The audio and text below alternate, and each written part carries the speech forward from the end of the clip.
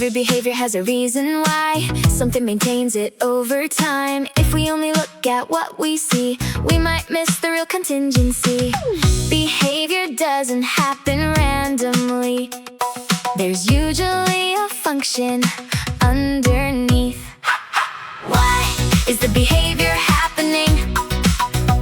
That's the question ABA is asking. Attention, escape, tangibles too. Automatic reinforcement can shape behavior too. Find the function, teach the skill. That's how behavior change becomes more real. When we understand the reason why, better interventions can apply. Maybe attention keeps it strong. Maybe tasks feel too hard too long. Maybe access to an item's key. Maybe sensory input maintains the behavior we see. Treat the function, not just the form. That's where effective plans are born. Why is the behavior happening? That's the question ABA is asking. Attention, escape, tangibles too. Automatic reinforcement can shape behavior too.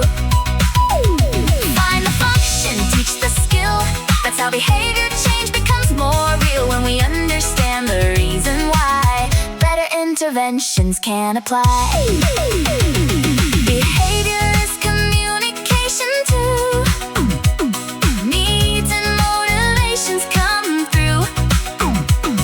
Replacements, skills can help us teach more effective ways to reach needs. Why is the behavior happening?